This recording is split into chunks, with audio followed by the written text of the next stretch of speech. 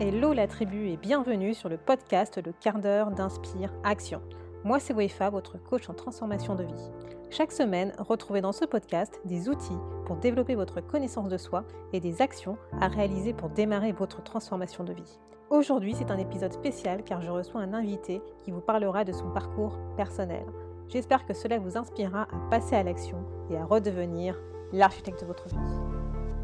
Hello la tribu, j'espère que tu vas bien et que tu prends le temps de prendre soin de toi. Au moment où je tourne cet épisode, c'est la période des grandes vacances et il fait enfin bon à Londres, donc j'essaye moi de profiter un peu du soleil, surtout que je suis complètement fatiguée car en fait justement j'ai oublié de prendre soin de moi quoi. J'ai trop bossé. Et mon corps est en train de me le rappeler que je suis pas un robot et que j'ai besoin de prendre du temps pour moi et j'ai besoin de prendre du temps pour me reposer. Parfois, prendre du temps pour ne rien faire, ça permet aussi de se ressourcer, de rebooster notre énergie et d'avoir de nouvelles idées qui nous viennent en tête. Donc surtout, ne t'oublie pas, prends du temps pour toi. Dans cet épisode, je vais parler un peu plus de moi. Donc il n'y a pas vraiment d'invité spécial car je vais plutôt, on va dire, m'auto-interviewer. Parce que, en fait, quand j'étais en train de monter l'épisode 11 où j'interviewais Aurélie, je me suis rendu compte que la moindre des choses, c'était aussi de faire l'exercice, de te partager qui je suis, mes challenges, mes peurs, mes réflexions. Je le fais déjà un peu quand je te donne des exemples pour illustrer des thématiques que j'aborde dans ce podcast sur le développement personnel. Mais je pense qu'un épisode spécial de un peu qui je suis, ça serait sympa pour ceux et celles notamment qui ne me connaissent pas dans la vraie vie. Surtout, si tu as des questions sur moi à la fin de cet épisode, si tu en as d'autres qui viennent en tête, n'hésite surtout pas à m'écrire ou à m'envoyer un message. Donc, qui je suis, qu'est-ce que j'ai envie de partager avec toi aujourd'hui ? Moi, je suis Wefa, coach en transformation. J'accompagne les salariés à retrouver du sens dans leur travail et dans leur vie. Pour cela, je travaille sur l'émergence de leurs valeurs profondes et mission de vie afin que ces personnes puissent vivre en harmonie avec elles-mêmes et leur environnement. Mon ambition, c'est d'accompagner ces salariés à dépasser les obstacles pour accomplir leurs objectifs de vie, leurs rêves et ainsi profiter de leur vie tout en étant eux-mêmes et heureux de l'affirmer. Ça, tu vois, c'est un peu le pitch que tu peux lire, que tu peux trouver sur mon site internet. Mais j'ai envie de me présenter à travers 3 objets qui représentent des choses importantes pour moi aujourd'hui. Si tu fais déjà partie de ma mailing list, j'avais déjà expliqué cette présentation à travers 3 objets. Et donc, pour pas être redondante, je vais prendre d'autres objets pour cet épisode. Donc, si tu as déjà lu mon mail, surtout ne coupe pas, ne pars pas en courant, car tu vas découvrir d'autres objets qui m'entourent.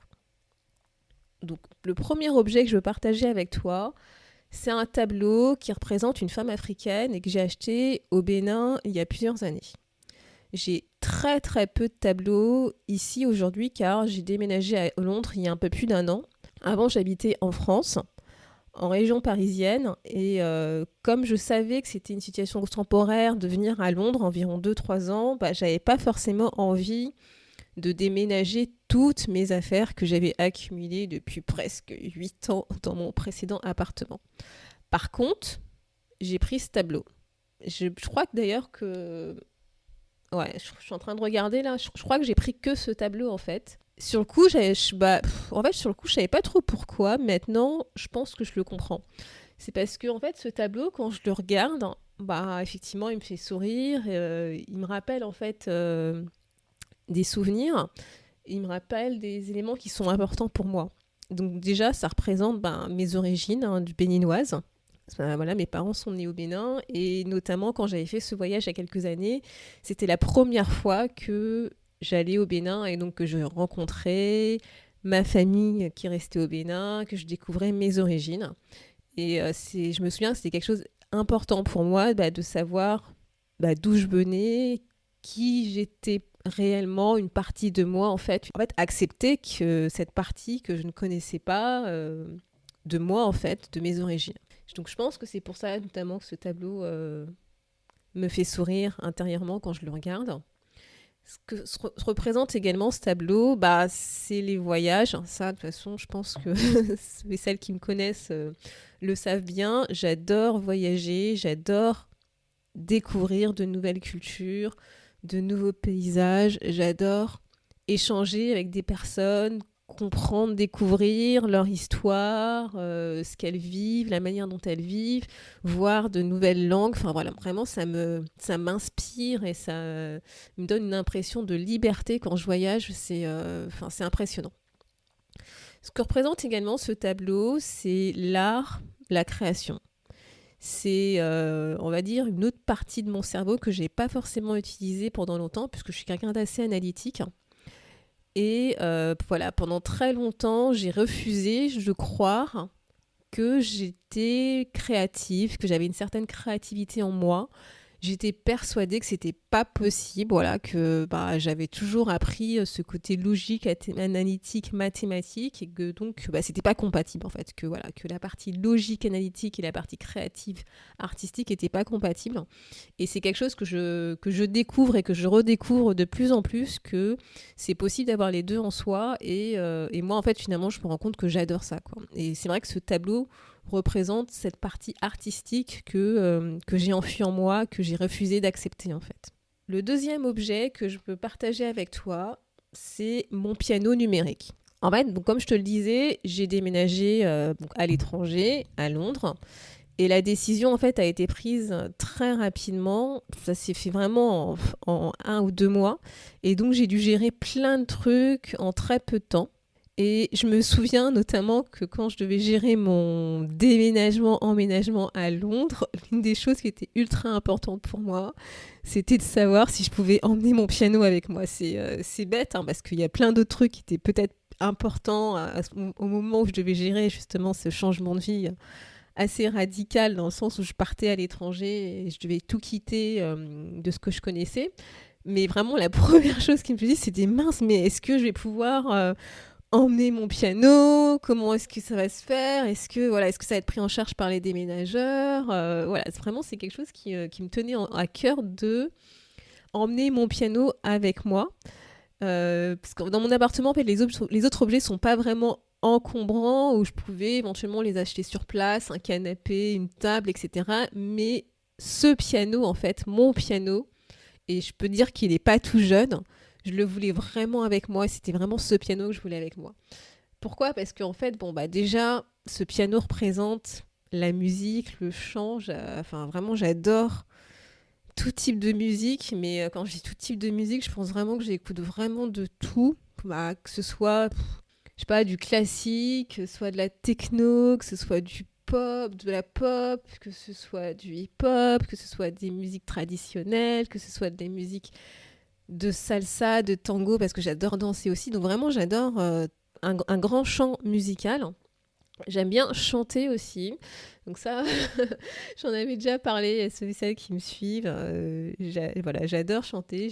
J'essaye en tout cas de chanter. Donc j'ai fait partie d'une chorale de gospel et je me suis remise notamment là à m'entraîner à jouer des chansons que j'aime bien en chantant en même temps au piano. Le piano aussi, ce qu'il représente, et c'est notamment pour ça que je pense que je tenais à le prendre avec moi, c'est que ça représente en fait l'accomplissement d'un rêve. C'est que, en fait, quand j'étais petite, je voulais prendre des cours de piano.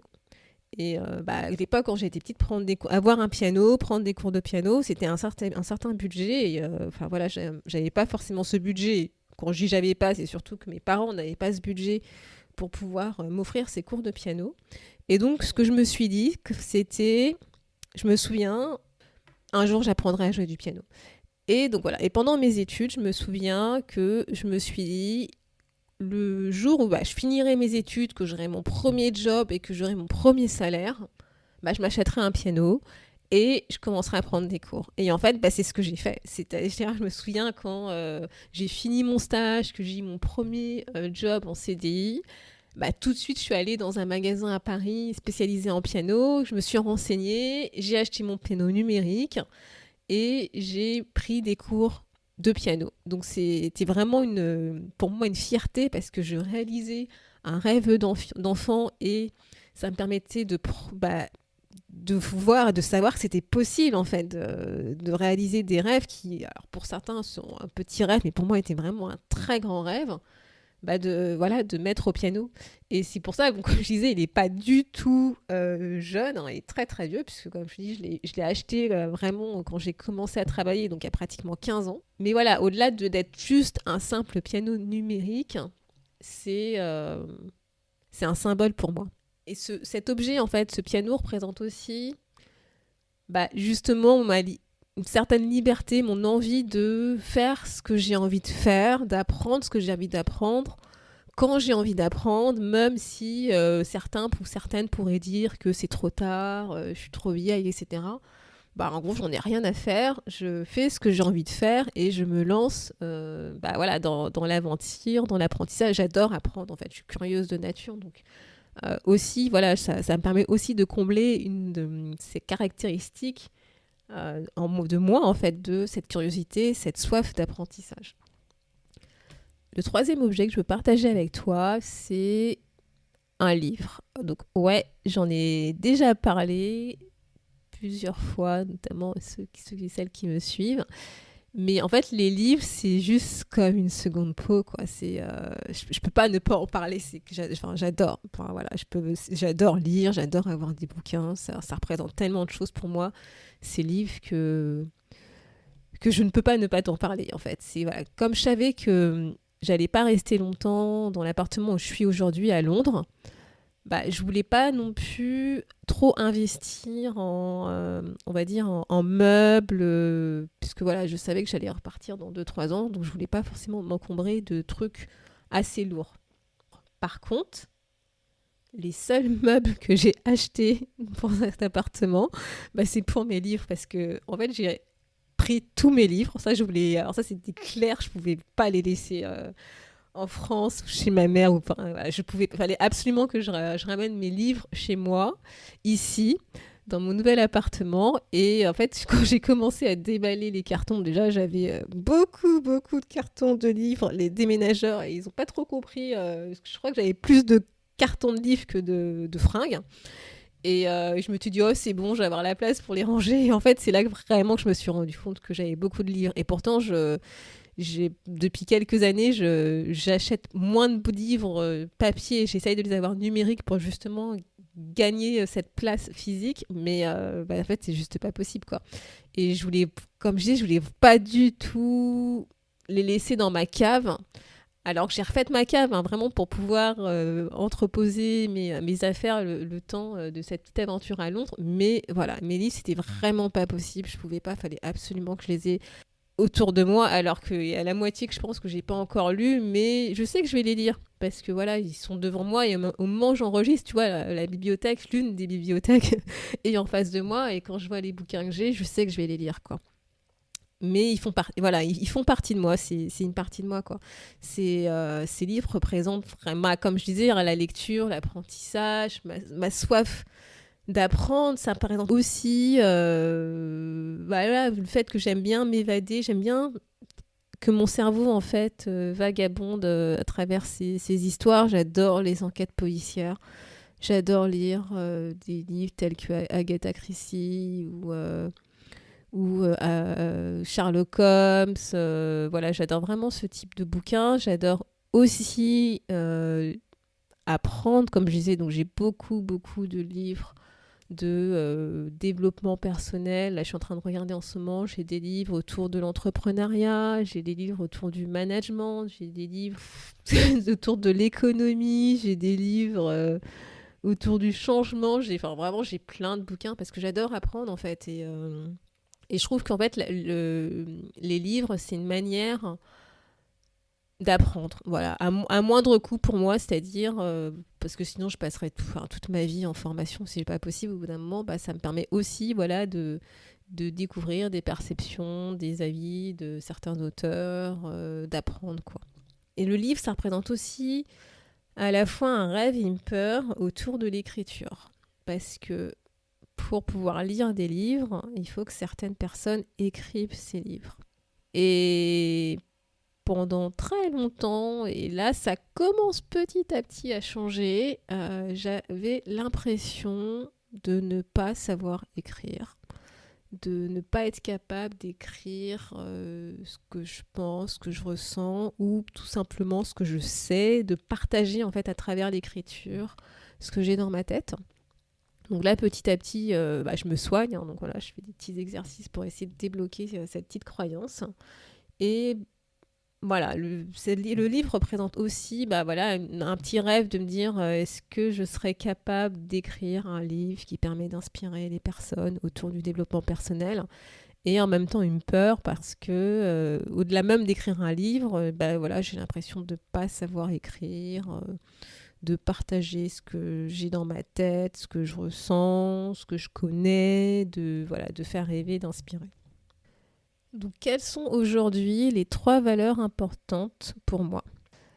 Je t'avoue que j'ai eu du mal avec cette question, car en ce moment, mon système de valeurs est vraiment chamboulé par les événements externes qu'on est tous et toutes en train de vivre en ce moment, avec notamment la crise sanitaire Covid-19, les événements aux US qui particulièrement me touchent. J'ai eu vraiment de très grosses réflexions avec moi-même par rapport à des valeurs que je pensais ultra, méga, hyper importantes et qui, au final, le sont peut-être un peu moins qu'aujourd'hui. Donc je pense que c'est parce que aussi, comme je l'expliquais, c'est que j'ai évolué, donc il y a des expériences que j'ai vécues qui font que je pense que ce système est en train de changer. Mais voilà, aujourd'hui, ce que je pense que je peux te dire, c'est que je pense que les 3 valeurs qui semblent importantes pour moi sont la liberté, l'équité et la créativité. Et toi, par exemple, j'ai pas mis l'authenticité, alors que je pensais que c'était quelque chose de extrêmement ultra malgré important pour moi. Mais en fait, je me rends compte que j'inclus cette valeur de plus en plus dans la liberté.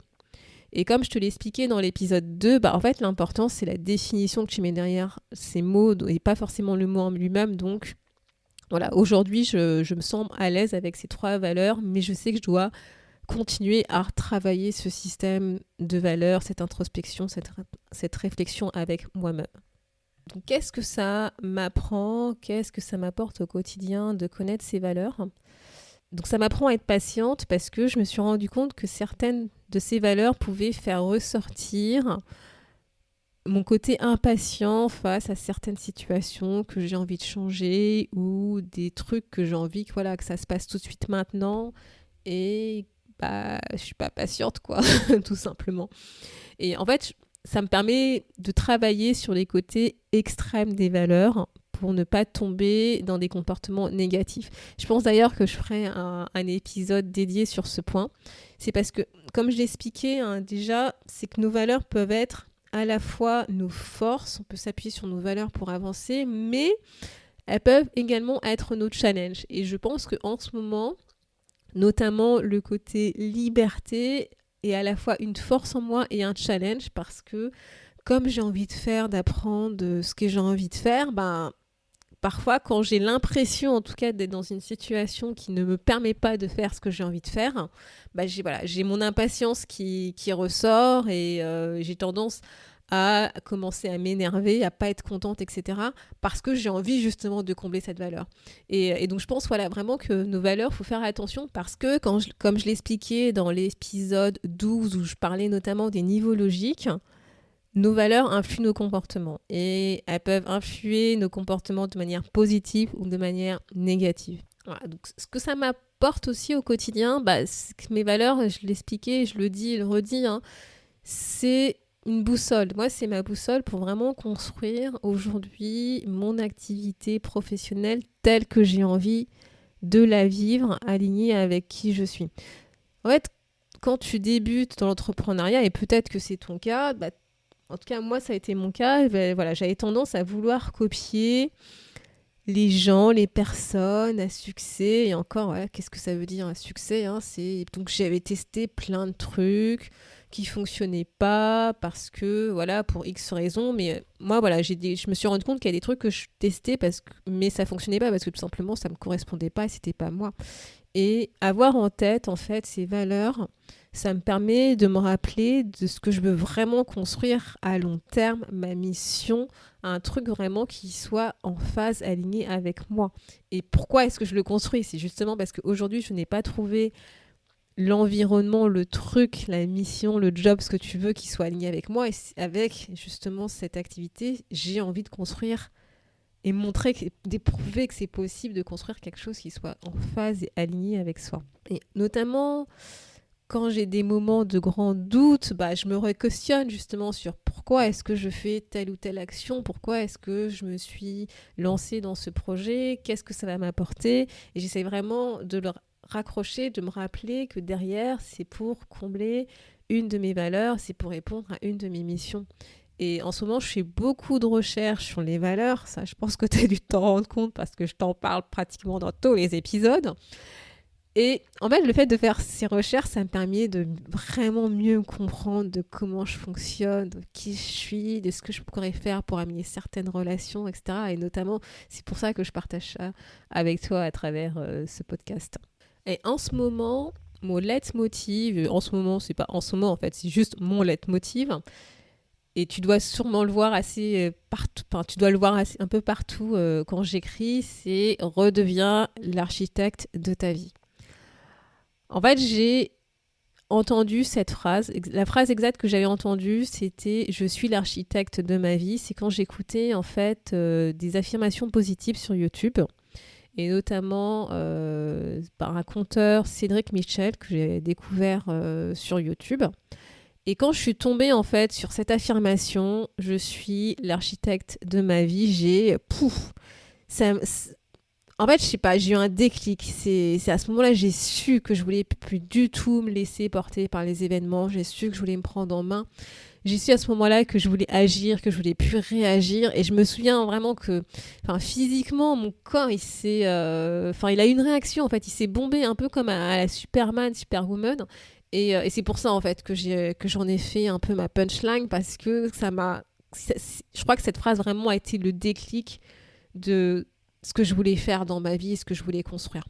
Donc, quel a été l'un des plus grands challenges auxquels j'ai dû faire face récemment ? Je pense que le plus gros challenge je suis encore dans le challenge, je suis en train j'espère, je suis en train de le surmonter, c'est que j'ai une grosse remise en question de mon activité de coach à plusieurs reprises cette année, notamment, je pense, dû au syndrome de l'imposteur. Je me suis très régulièrement posé la question si j'étais faite pour ce métier, si j'étais faite pour aider les gens, pour accompagner des personnes, est-ce que ce que je proposais était pertinent, pas pertinent, qui j'étais pour pouvoir me lancer dans cette activité, alors qu'à la base, je suis quelqu'un de plutôt analytique, donc un peu le côté rejet de la créativité. Et voilà, je me suis vraiment posé plein de questions sur moi, si je voulais continuer, pas continuer. Je sais pas si tu as déjà ressenti ça, mais tu vois, c'est cette frustration d'avoir une idée, un projet sur lequel on travaille, mais c'est pas encore concrétisé. Et comme c'est pas concrétisé, moi, je l'associe à l'échec, alors qu'en fait, il se passe rien parce qu'il n'y a pas de concrétisation, donc il n'y a pas d'échec. Mais voilà, j'arrêtais pas de me dire que ça marchait pas, que j'avais pas de clients, que j'avais pas suffisamment de followers sur les réseaux sociaux, dans ma mailing list, etc. Et puis, après, au bout d'un moment, tu vois, tout simplement, j'applique ce que je partage avec toi, avec moi-même. Donc, j'ai fait un bilan. Voilà, j'ai fait un bilan de où j'en étais dans mes objectifs de cette année. J'ai décidé de regarder tout simplement la réalité en face. Et la réalité, en fait, c'est que si ça ne marchait pas, c'est juste tout simplement parce que je ne faisais rien. J'avais pas vraiment de plan en tête. Je communiquais pas vraiment sur mon offre. D'ailleurs, j'en avais pas. Les réseaux sociaux, clairement, ça me saoule. Donc, j'étais pas vraiment dessus. J'étais pas vraiment engagée. Bref, en fait, je pense que j'avais peur de vraiment me lancer parce que je me sentais pas légitime. Donc, quand je te parlais du syndrome de l'imposteur, Et je copiais, en plus, voilà, je copiais des trucs, comme je disais avant, qui n'étaient pas vraiment pour moi, des trucs qu'on me disait que ça marchait, donc il faut que tu fasses comme ci, comme ça. Donc en fait, voilà, j'avais pas vraiment un plan d'action clair et précis dans ma tête de ce que je voulais faire par rapport à cette activité. Et comme je disais, j'ai pas vraiment encore réussi à surmonter ce challenge. C'est toujours en cours, hein. Mais j'ai décidé, voilà, d'avancer, de vraiment me mettre à fond dans le développement de cette activité, et donc notamment avec le lancement de ce podcast. J'ai identifié mes peurs. Elles sont toujours là, mais je les connais. Voilà, j'ai identifié comment j'allais travailler dessus, notamment avec l'aide d'un coach. Voilà, qui ne sait pas encore que je vais le contacter, mais voilà, je sais avec qui je vais travailler ces peurs, parce que voilà, et notamment j'ai identifié que j'avais peur de développer cette activité, j'avais peur en fait de réussir dans cette activité, que je puisse en vivre pleinement. Et tu vois, et même au moment où j'enregistre cet épisode, bah, tu vois, je sens des papillons dans mon estomac en te racontant ça, parce que c'est admettre que ouais, j'ai peur de réussir et que ça marche, et donc inconsciemment, ben, je m'auto-sabote. Et en fait, si j'ai pas encore abandonné, malgré ce que j'ai senti pendant cette année, c'est parce que je pratique assez régulièrement la visualisation. Et en fait, à chaque fois que je fais cet exercice de visualisation pour moi-même, j'ai tout le temps la même visualisation, en fait. Voilà. Donc, j'ai tendance à penser voilà, que si la même visualisation vient et revient, et même parfois naturellement, et même sans y penser, c'est qu'il y a un truc et qu'il ne faut pas que je lâche, quoi. Donc c'est pour ça que je me suis dit, oui, tu ne peux pas lâcher si tu n'as pas fait tout ce que tu pouvais faire et qui était en ton pouvoir pour pouvoir avancer et vraiment concrétiser ce projet. Et tu vois, comme je te le disais avant, voilà, ces 3 valeurs aujourd'hui qui me portent, qui sont importantes pour moi, bah, elles vont me permettre, je pense, de construire mon activité, une offre qui soit à mon image, où je sois en phase, que je sois alignée, je sois à l'aise. Et voilà quoi. Et d'ailleurs, je suis en train de réaliser des interviews pour peaufiner cette offre que je vais lancer, j'espère, prochainement. Donc, entre parenthèses, si jamais ça t'intéresse d'être interviewé pour me parler de ton histoire, de qui tu es, et voilà ce que tu attendrais éventuellement d'une offre d'accompagnement pour t'aider à reprendre ta vie en main, bah, t'hésites pas à me contacter. Ça me ferait plaisir et ça me permettrait d'avancer dans la réflexion de mon offre. Voilà, donc je ferme la parenthèse. Qu'est-ce que je souhaite apporter au monde, à la société? Quelle est ma contribution?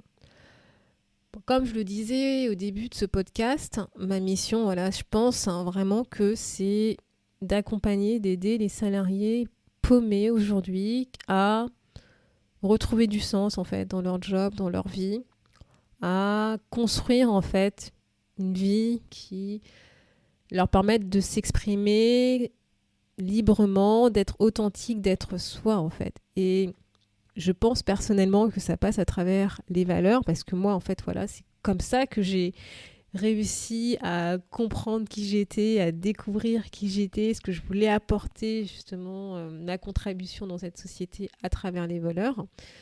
Et l'un des moyens que je souhaite utiliser pour ça, bah, notamment c'est à travers ce podcast, c'est que je veux aider les personnes à passer à l'action en faisant des petits pas chaque semaine pour vraiment créer le job, la vie, qu'ils ont envie d'avoir, que ces personnes ont envie d'avoir pour elles, en fait, et de vivre vraiment surtout alignés avec qui on est, avec notre vraie identité, parce que je pense que malheureusement aujourd'hui, dans la société actuelle, on nous demande plus d'être dans du paraître et pas d'être dans l'être.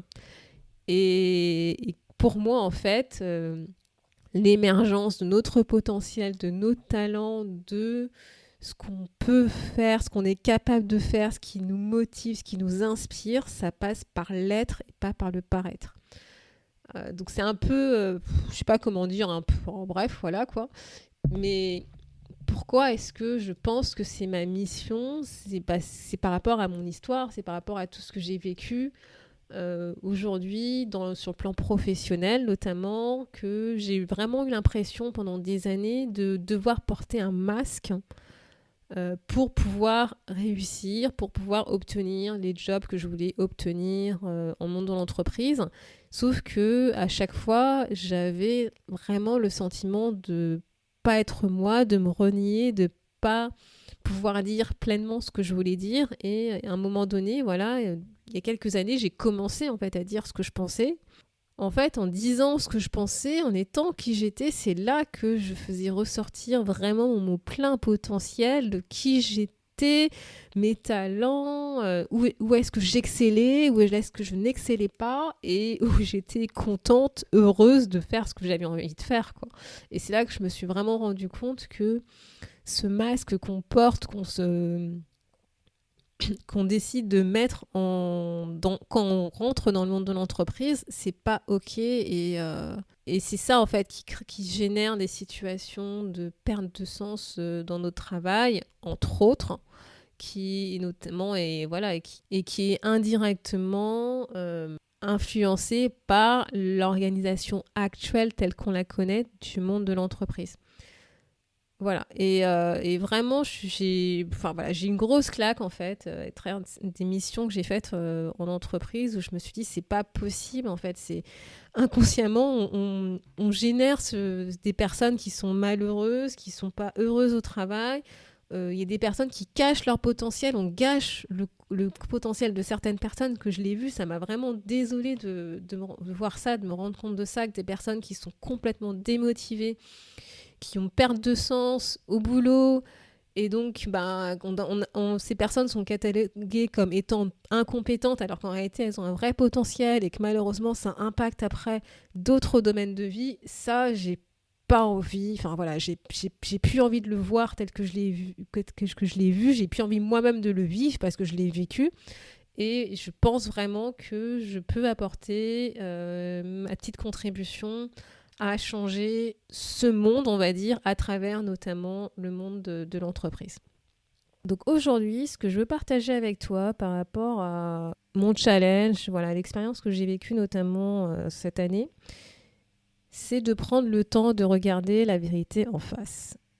C'est de réfléchir à ce que tu veux vraiment réaliser aujourd'hui pour toi dans ta vie. C'est de regarder ce que tu as déjà vraiment tenté, ce que tu as déjà vraiment essayé de faire pour changer la situation, si tu as essayé de faire quelque chose. Parce que souvent, on pense qu'on a tenté des trucs, mais en réalité, on n'était pas vraiment motivé, on n'était pas vraiment dedans, donc on n'a pas vraiment tenté des actions. C'est vraiment de te poser et de dire où est-ce que j'en suis aujourd'hui, qu'est-ce que j'ai fait pour changer la situation, qu'est-ce que je n'ai pas fait pour changer la situation. Et en fait, tu sais quoi, il y a toujours de nouvelles idées, il y a toujours de nouvelles solutions pour changer. Par contre, si on ne les teste pas, si on n'ose pas les mettre en œuvre, passer à l'action, c'est souvent, généralement, à cause de nos peurs. Et c'est ok d'avoir peur, c'est une émotion comme une autre. Il ne faut pas avoir peur d'avoir peur, justement. La peur, en fait, signifie qu'on a besoin de quelque chose pour continuer à avancer. C'est un signe, en fait. Le fait d'avoir peur, c'est un message qu'on doit écouter, qu'on doit comprendre. Et moi, ce que j'ai envie de partager avec toi, c'est d'écouter cette peur, c'est d'écouter ta peur, c'est essayer de comprendre ce qu'elle veut te dire, quel message elle veut partager avec toi, et tu trouveras la clé pour avancer. Tu auras toujours peur, mais tu comprendras pourquoi tu as peur, qu'est-ce que tu as besoin pour réduire cette peur, pour pouvoir avancer. Donc surtout, ne la fuis pas cette peur, ne la contourne pas. Fais-toi confiance, tu es une belle personne, tu mérites la vie que tu veux vivre pour toi.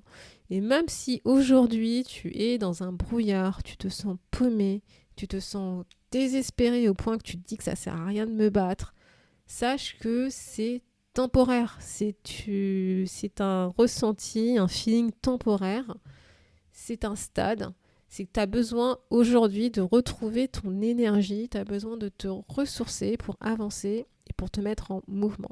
Enfin, le hic, c'est que pour retrouver ton énergie, pour te ressourcer, il faut que tu te mettes en mouvement. Et c'est là que tu vas commencer à retrouver cette énergie. Bref, en gros, c'est le serpent qui se mord la queue. Et donc, il va falloir commencer par quelque chose pour pouvoir justement retrouver cette énergie et te ressourcer.